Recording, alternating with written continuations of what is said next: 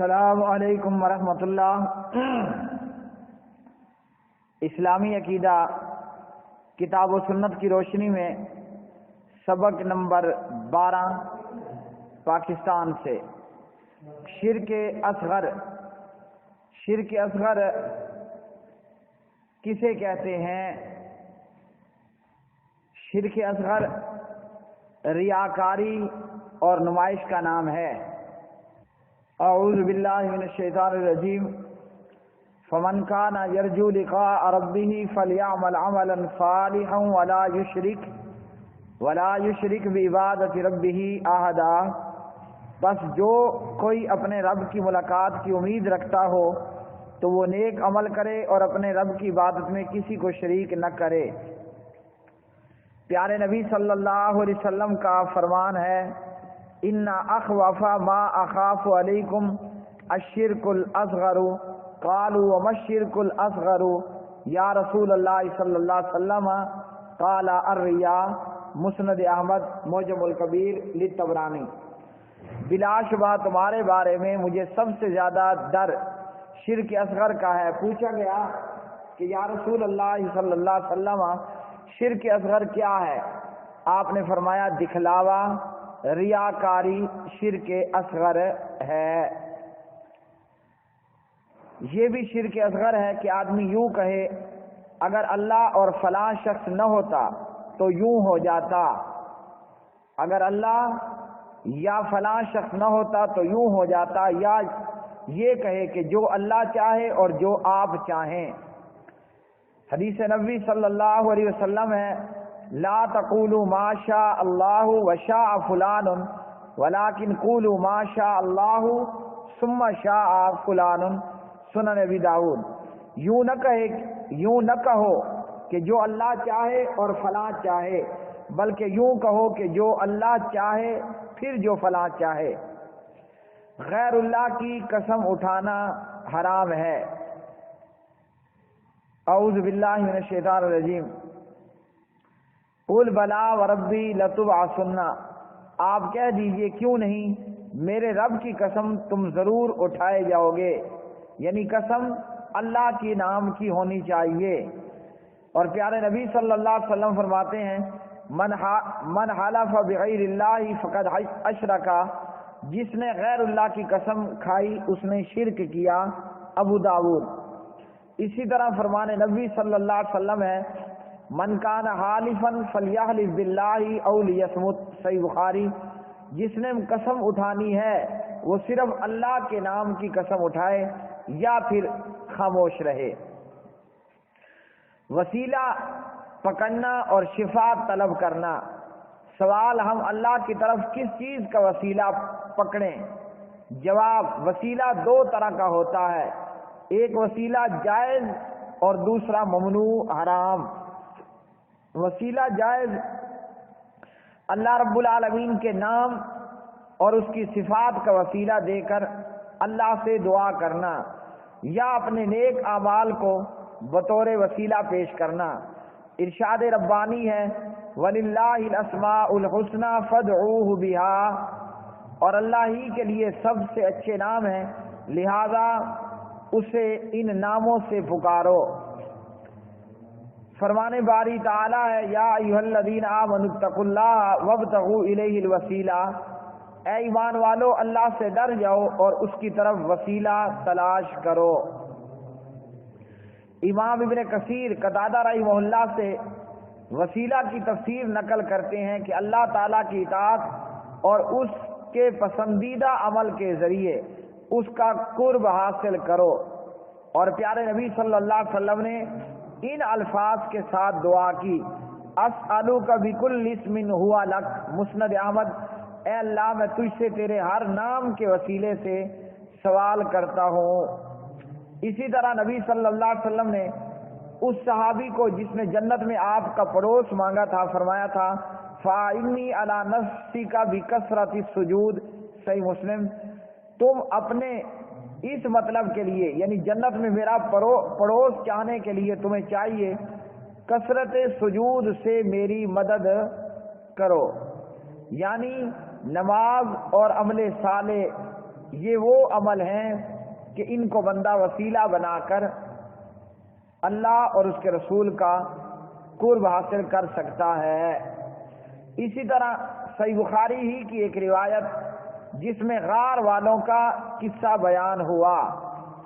3 آدمی سفر کے دوران بارش کی وجہ سے غار میں داخل ہوئے، غار کے منہ پر آ کر چٹان گری، اس کا منہ بند ہو گیا، تو ان تینوں نے اپنے اپنے نیک اعمال کا وسیلہ واسطہ دے کر اللہ سے دعا کی، اللہ نے ان کی دعا قبول کی اور چٹان غار کے منہ سے ہٹ گئی اور یہ دونوں اس غار میں سے باہر آ گئے۔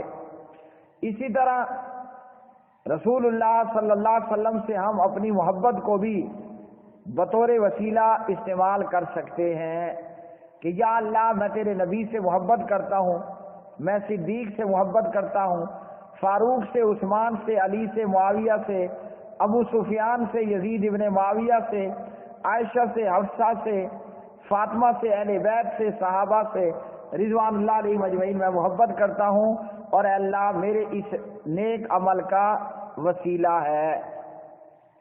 اسی طرح کسی بزرگ سے جا کر دعا کروا لینا، جیسا کہ عمر بن خطاب رضی اللہ تعالی عنہ نے اویس بن عامر اویس کرنی رحمہ اللہ سے اپنے لیے دعا کو کہا، اور جیسا کہ صحابہ نے عباس بن عبد المطلب کو وسیلہ بنایا اور ان کے وسیلے سے دعا کی، اللہ نے ان کو بارش عطا کر دی۔ صحیح بخاری۔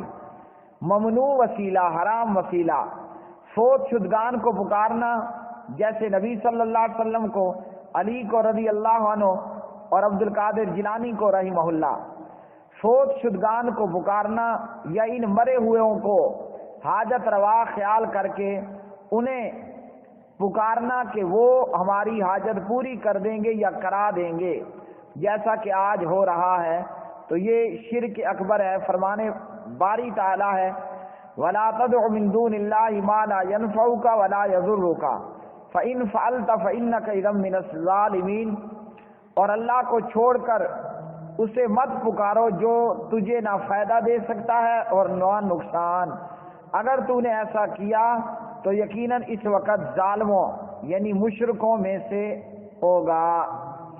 اسی طرح نبی کریم صلی اللہ علیہ وسلم کے مقام و مرتبے کا وسیلہ ہرگز جائز نہیں۔ مثلاً یوں کا کوئی شخص کہے کہ اے اللہ نبی کریم کی حرمت اور جاہ کے وسیلے یا طفیل سے یا نبی کے صدقے اور نبی کے واسطے ہماری دعا قبول کر، تو یہ وسیلہ کرنا بدعت ہے۔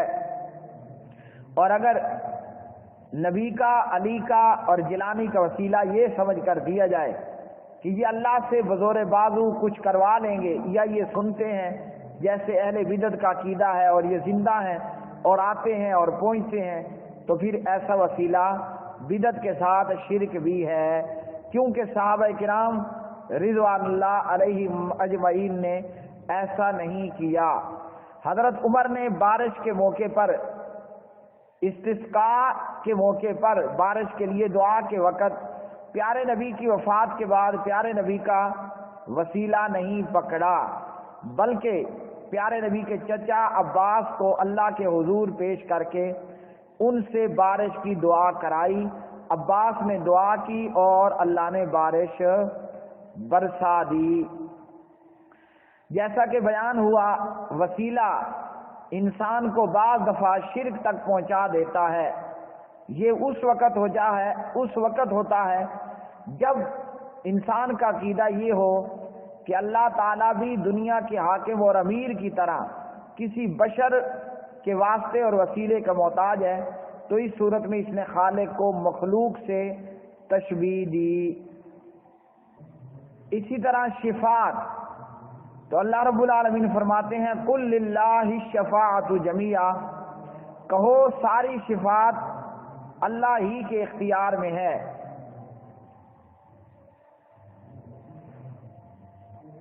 پھر اللہ جس کو اجازت دے گا وہی شفاعت کر سکے گا۔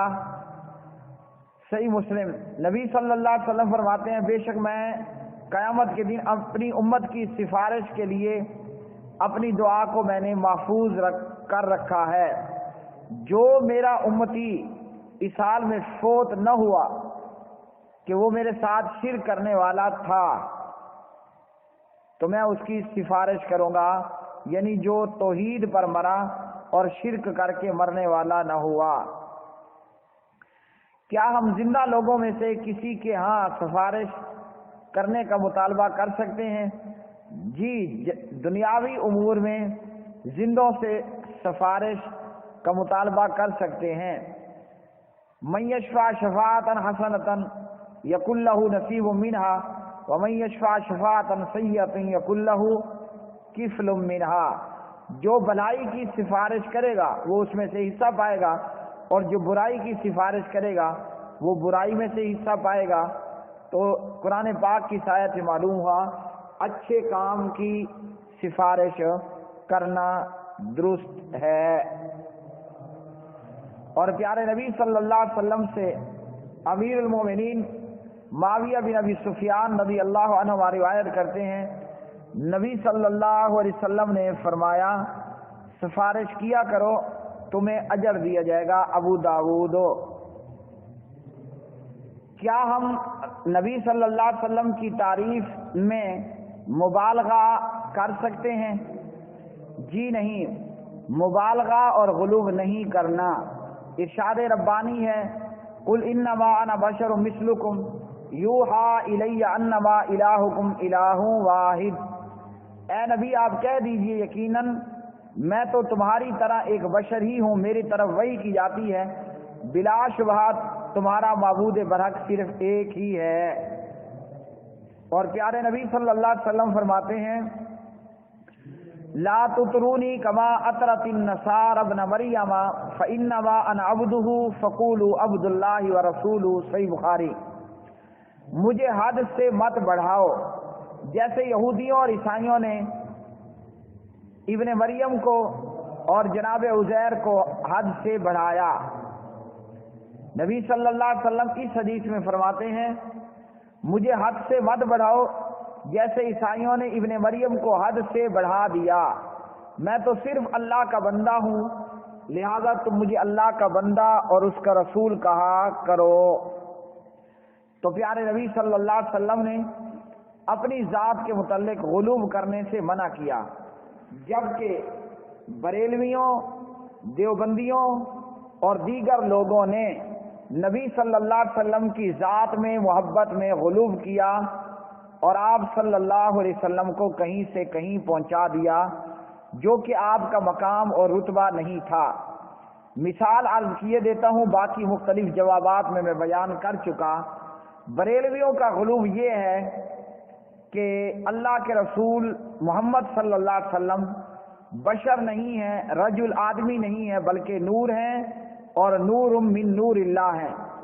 دیوبندیوں میں سے حیاتی دیوبندیوں نے کہا کہ نبی فوت نہیں ہوئے، وہ زندہ ہیں اور ان کی دنیاوی حیات کے یہ لوگ قائل ہیں۔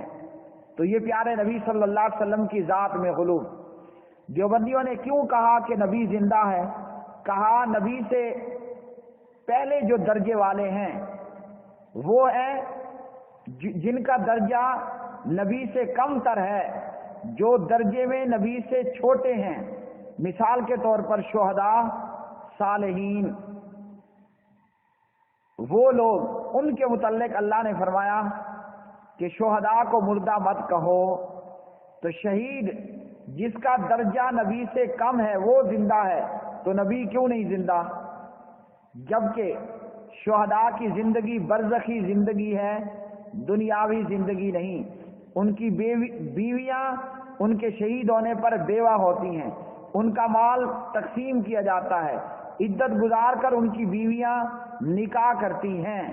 اگر دنیا کی زندگی ہوتی، کسی بھی جیتے جی انسان کی بیوی کو یہ اختیار نہیں ہے کہ وہ ایک وقت میں 2 خاوند کرے۔ اگر شہید بھی زندہ ہے دنیاوی زندگی اور یہ خاتون شادی بھی کر رہی ہے تو 2 میں سے ایک چیز غلط ہوگی۔ بہرحال دیوبندی حیاتیوں نے شہداء کی زندگی پر قیاس کرتے ہوئے کہا کہ شہداء نبی سے کمتر ہیں، جب کمتر زندہ ہے تو اعلیٰ کیوں زندہ نہیں؟ تو یہ قیاس فاسد ہے، اس کی کوئی حقیقت نہیں۔ انبیاء اور رسل علیہم السلام جو فوت ہوئے وہ فوت شدہ ہیں، وہ کوئی زندہ نہیں، کوئی دنیا کی زندگی ان کو حاصل نہیں ہے۔ جہاد فی سبیل اللہ کا کیا حکم ہے؟ اپنی جان اور اپنے مال اور اپنی زبان سے جہاد کرنا یہ واجب ہے۔ فرمان باری تعالیٰ ہے انفروا خفافا وثقالا وجاہدوا باموالکم وانفسکم فی سبیل اللہ، نکلو چاہے ہلکے ہو یا بھاری ہو، اللہ کی راہ میں اپنی مال اور اپنی جان لے کر جہاد کرو۔ انس رضی اللہ عنہ راوی نبی کریم صلی اللہ علیہ وسلم نے فرمایا جاہد المشرکین باموالکم وانفسکم والسنتکم، ابو داود۔ مشرکوں سے اپنی جان اور اپنے مال سے جہاد کرتے رہو، اور جہاد میں اور مجاہد میں سب سے بڑا درجہ اور مقام اس کا ہے کہ جو اپنی جان اور اپنا مال لے کر اللہ کی راہ میں کافروں سے لڑائی کرتے ہوئے مارا جائے، اس کا درجہ سب سے بڑا اور سب سے عظیم ہے۔ فضل اللہ المجاہدین باموالہم وانفسہم علی القاعدین درجہ وکلا وعد اللہ الحسنی وفضل اللہ المجاہدین علی القاعدین اجرا عظیما۔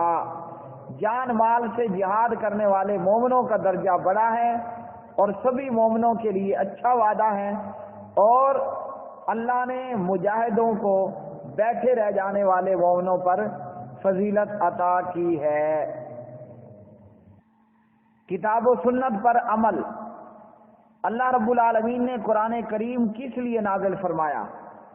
قرآن کریم اس لیے نازل فرمایا تاکہ اس کی تعلیمات پر عمل کیا جائے، جبکہ آج امت نے قرآن و حدیث کو صرف برکت کے لیے رکھ چھوڑا ہے۔ کوئی مر گیا، کہیں مکان بنا لیا، کہیں اس قسم کا اور معاملہ ہو گیا تو قرآن مجید کو برکت کے لیے پڑھا جاتا ہے، نہ تبلیغ کے لیے، نہ نصیحت کے لیے، نہ عمل کے لیے قرآن مجید کو استعمال کیا گیا۔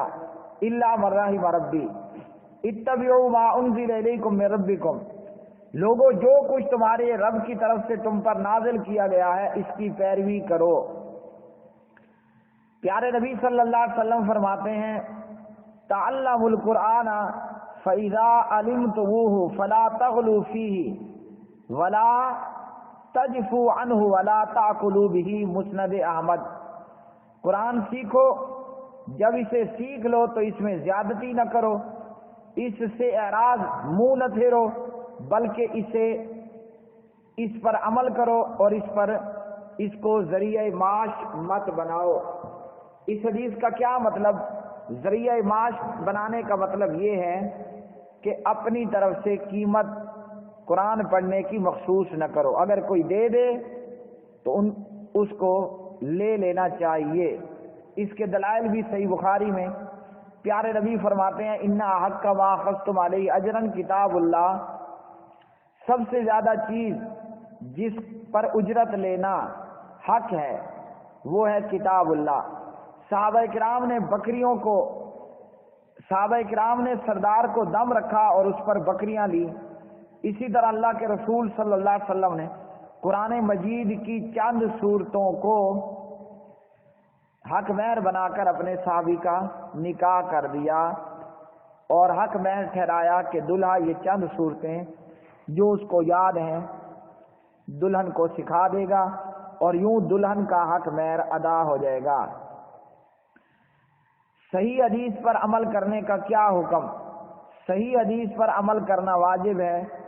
ارشاد ربانی ہے وما آتاکم الرسول فخذوہ وما نہاکم عنہ فانتہوا، جو چیز تمہیں رسول دے وہ لو اور جس سے منع کرے اس سے رک جاؤ۔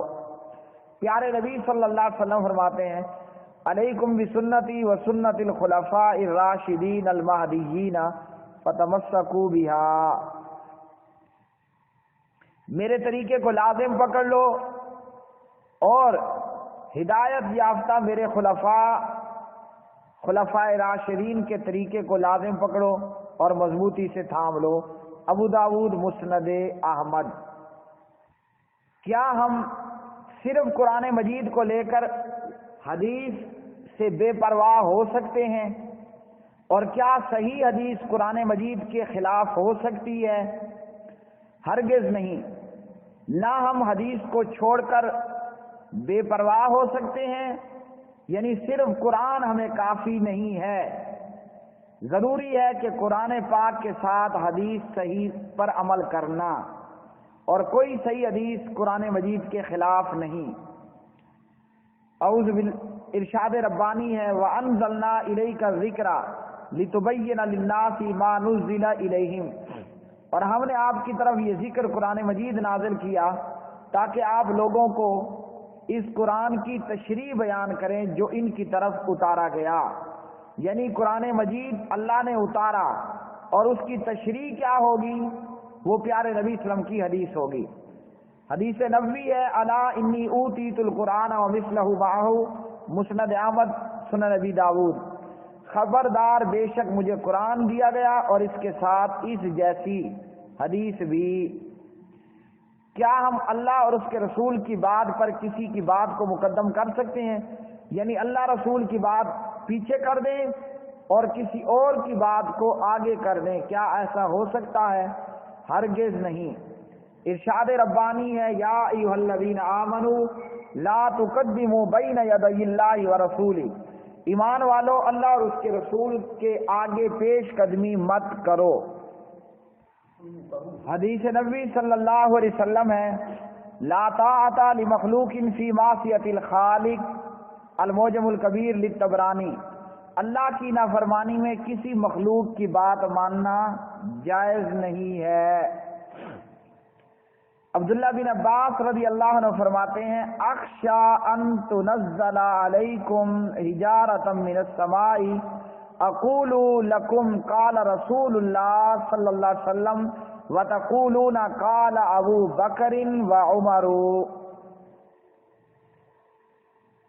فرماتے ہیں مجھے تم پر آسمان سے پتھر برسائے جانے کا ڈر ہے، کیوں؟ میں کہتا ہوں کہ رسول اللہ نے یہ فرمایا اور تم کہتے ہو ابو بکر عمر نے یہ فرمایا، آج ہمارا کیا بنے گا؟ ہم کہتے ہیں امام ابو حنیفہ نے یہ کہا، امام تھانوی صاحب نے یہ کہا، فلاں میرے ابے نے یہ کہا، فلاں میرے چچا نے یہ کہا۔ تو عبداللہ بن عباس بہت بڑے مفسر قرآن، وہ فرما رہے ہیں حدیث کے مقابلے میں پھر فلاں فلاں کرنے والا ڈر ہے کہ اس پر آسمان پر سے پتھروں کی بارش ہو۔ اور یاد رکھیے جن لوگوں نے حدیث کو چھوڑا اور فلاں فلاں کے پیچھے لگے، آج ان کی حالت یہی ہے کہ فرقہ پرستی ان پر ایسے عذاب بن کر مسلط ہے کہ پتھروں کی بارش بھی اتنی دردناک نہ ہو جتنی یہ فرقہ پرستی ہے۔ سنن دارمی۔ اگر آپس میں ہمارا اختلاف اور تنازع ہو جائے تو کیا کریں؟ میں کہوں کہ کوفے چلو، دوسرا کہے کہ ایران چلو، تیسرا کہے کہ دیوبند چلو، اور چوتھا کہے کہ بریلی چلو؟ جی نہیں، ان حالات میں ہمیں قرآن مجید اور سنت صحیحہ کی طرف رجوع کرنا ہوگا، کیونکہ یہی حکم ربانی ہے۔ فَإِن تَنَازَعْتُمْ فِي شَيْءٍ فَرُدُّوهُ إِلَى اللَّهِ وَالرَّسُولِ إِن كُنتُمْ تُؤْمِنُونَ بِاللَّهِ وَالْيَوْمِ الْآخِرِ ذَلِكَ خَيْرٌ وَأَحْسَنُ تَأْوِيلًا، اے مومنو اگر تمہارے بیچ کسی معاملے میں تنازع ہو جائے تو اسے اللہ اور اس کے رسول کی طرف پھیر دو، اگر تم واقعتاً اللہ پر روز آخرت پر ایمان رکھتے ہو، یہی ایک صحیح طریقہ کار ہے اور انجام کے اعتبار سے بھی بہت بہتر ہے۔ اختلاف میں کیا کرنا ہے؟ فرمایا پیارے نبی صلی اللہ علیہ وسلم نے علیکم بسنتی وسنت الخلفاء الراشدین المہدیین فتمسکوا بها، وفی روایت وعضوا علیہا بالنواجذ، تم میری سنت اور ہدایت یافتہ، تم میری سنت اور میرے ہدایت یافتہ خلفائے راشدین کے لازم طریقے کو لازم پکڑو اور اسے مضبوطی سے تھام لو۔ کتنی مضبوطی؟ اپنے دانتوں کے ساتھ اچھی طرح مضبوطی سے پکڑ لو۔ کون سے دانت؟ آگے اوپر نیچے نہیں، بالکل آخری دانت، جسے ہم داڑھ کہتے ہیں، مضبوطی کے ساتھ پکڑنا ہے، مسند احمد وغیرہ۔ ہمیں اللہ اور اس کے رسول سے کس طریقے پر محبت کرنی چاہیے؟ جی، محبت کا طریقہ یہ ہو کہ ہم اللہ اور اس کے رسول کی اطاعت کریں اور ان کے احکامات کی پیروی کریں، اور اس ذریعے سے ہم اللہ اور اس کے رسول سے محبت کریں اور خود کو اللہ کی محبت کا حقدار بنا دیں۔ قل ان کنتم تحبون اللہ فاتبعونی یحببکم اللہ ویغفر لکم ذنوبکم واللہ غفور رحیم۔ اے نبی، لوگوں سے کہہ دیجیے اگر تم اللہ سے محبت رکھتے ہو تو میری پیروی اختیار کرو، اللہ تم سے محبت کرے گا اور تمہیں تمہارے گناہ معاف کر دے گا، اور اللہ بہت بخشنے والا، رحم فرمانے والا ہے۔ حدیث نبوی ہے، لا یؤمن احدکم حتی اکون احب الیہ من والدہ وولدہ والناس اجمعین، وفی روایت لمسلم واہلہ، صحیح بخاری۔ تم میں سے کوئی بھی مومن نہیں ہو سکتا یہاں تک کہ میں اسے اس کے والد، اس کی اولاد، اس کے گھر والوں اور تمام لوگوں سے محبوب نہ ہو جاؤں۔ اور ایک اور حدیث میں فرمایا، لا یؤمن احدکم حتی یکون ہواہ تبعا لما جئت بہ، اس وقت تک مومن نہیں ہو سکتے جب تک کہ اپنی خواہشات میری لائی ہوئی شریعت کے تابع نہ کر لو۔ کیا ہم عمل چھوڑ کر تقدیر پر تکیہ اور بھروسہ کر لیں؟ جواب، تقدیر کا سہارا لے کر عمل چھوڑ دینا جائز نہیں۔ ارشاد ربانی، فَأَمَّا مَنْ آتَى وَاتَّقَى وَصَدَّقَ بِالْحُسْنَى فَسَنُيَسِّرُهُ لِلْيُسْرَى، جس نے مال دیا، پرہیزگاری اختیار کی اور بھلائی کی تصدیق کی تو ہم ضرور اس کے لیے راہ ہدایت آسان کر دیں گے۔ حدیث نبوی ہے، اعملوا، عمل کرتے رہو، فَكُلُّ مُيَسَّرٌ لِمَا خُلِقَ لَهُ، صحیح بخاری، صحیح مسلم۔ تم عمل کرتے رہو، ہر ایک کو وہ چیز آسان کر دی گئی ہے جس کے لیے وہ پیدا کیا گیا۔ سبق نمبر 12 مکمل ہوا۔ اللہ وحدہ لا شریک عمل کرنے کی توفیق عطا فرمائے۔ وما علینا الا البلاغ المبین۔